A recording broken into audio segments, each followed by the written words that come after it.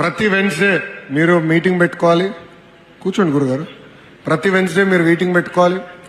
మీ పైన కూడా బాధ్యత ఉంది. కార్యకర్తలందరినీ కలవాలి, మీరు మాట్లాడాలి. ఇన్ఛార్జ్ గారు అక్కడ ఉన్న ఎమ్మెల్యే గారితో కూడా మీరు డిస్కస్ చేయాలి. ప్రతి వెన్స్డే కార్యకర్తలతో పెట్టుకుంటే తరచుగా కూర్చోండి, ఎమ్మెల్యే గారితో కూర్చోండి, సమస్యలు పరిష్కరించుకోండి.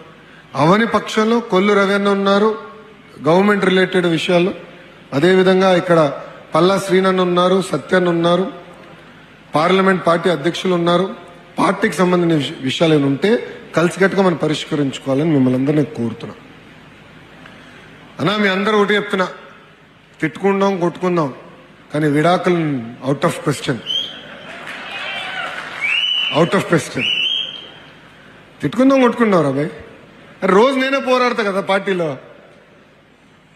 రోజుకు చిన్న యుద్ధం చేస్తూ ఉంటా. సంస్కరణలు తీసుకురావాలనేది కదా నా తాపత్రయం.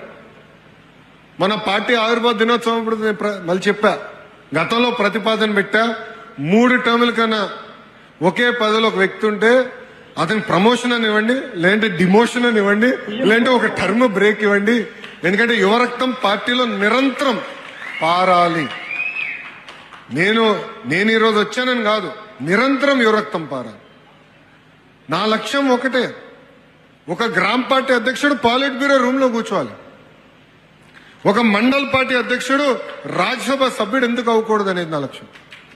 చేయాలి, అవకాశాలు వస్తాయి. గతంలో మీరు చూస్తే పార్టీ తెలుగుదేశం పార్టీ గొప్పతనం అదే. మీరు ఎంతో మంది సభ్యులు చూడండి, వేదిక మీద ఉన్న మమ్మల్ని అందరూ ఒక్కసారి చూడండి, అన్ని బ్యాక్గ్రౌండ్ వాళ్ళు ఉన్నాం. టీచర్ అమ్మ ఉంది, కొల్లన్న వాళ్ళ కుటుంబం తరతరాలుగా పార్టీ కోసం కష్టపడ్డారు, నిలబడ్డారు. ఇట్లా అందరూ ఉన్నారు. నాగ జగదీష్ గారు ఉన్నారు ఇక్కడ, మండల పార్టీ అధ్యక్షుడు ఉన్న వ్యక్తిని. బాబు గారు లేదు, పట్టుబట్టి ఎమ్మెల్సీ ఇచ్చారు.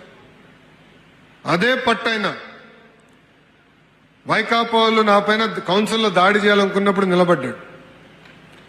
ఆనాడు బీదా రవి గారు కానీ బీటెక్ రవి గారు కానీ ఒక మంత్రి గారిని కూడా గట్టిగా తన్నారండి కౌన్సిల్లో. అది బయటికి రాలా, వాళ్ళు చెప్పుకోలేకపోయారు అంతే, చెప్పుకుంటే పరుగు పోతుందని. బాబు గారు ఒక్క మాట చెప్తే కౌన్సిల్ అందరం అదే మాట మీద నిలబడ్డాం. దానికి కారణం పార్టీకి ఎవరైతే కష్టపడ్డారో వాళ్ళనే గుర్తించాం. చలపతిరావు గారు కూడా ఇక్కడ, గురువుగారు ఇక్కడనే ఉన్నారు, ఆయన కూడా ఆనాడు ఉండే.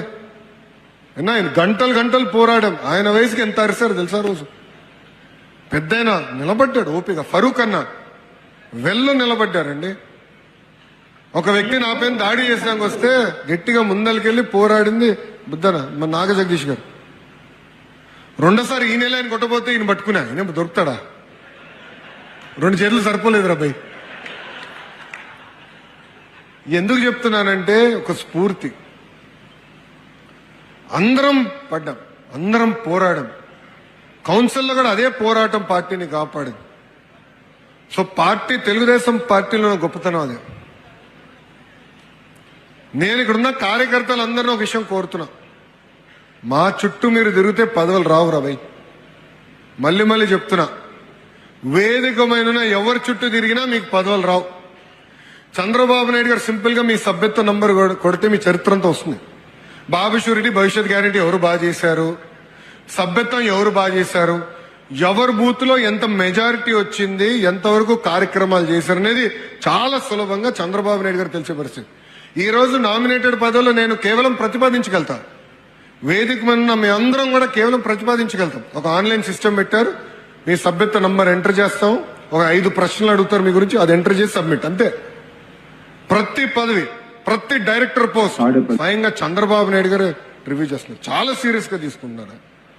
ఎందుకంటే నిజంగా కష్టపడిన కార్యకర్తలు ఎవరైతే కష్టకాలంలో పార్టీకి అండగా నిలబడ్డారో, పార్టీ పిలిపించిన ప్రతి కార్యక్రమం బాగా చేశారో వాళ్ళని గుర్తించాలనేది బాబు గారి కోరిక. ఇక్కడ సుమారుగా 60 మంది ఉత్తమ కార్యకర్తలను కలిసిన అంటే మిగతా పైన మీ పైన ప్రెషర్ మొదలైంది స్వామి. మీరు తిరగాలి. జూన్ నుంచి ప్రతి 3 నెలలకు ప్రోగ్రాం ఇస్తాం. 3 నెలలు ఇచ్చిన ప్రోగ్రాం సక్రమంగా నిర్వహించాలి. టెక్నాలజీ వాడాలి, తప్పదు. అందరి దగ్గర స్మార్ట్ ఫోన్ ఉంది, సినిమాలకి వాడతాం. సరుకులు కావాలంటే వాడతాం, ట్యాక్సీ కావాలంటే వాడతాం, పార్టీ పని చేయమంటే వాడు వాడు. సో స్మార్ట్ ఫోన్లు పెట్టుకున్నాం. టెక్నాలజీతో అనుసంధానమే పనిచేస్తే మీరు చేసింది పార్టీకి తెలుస్తుంది.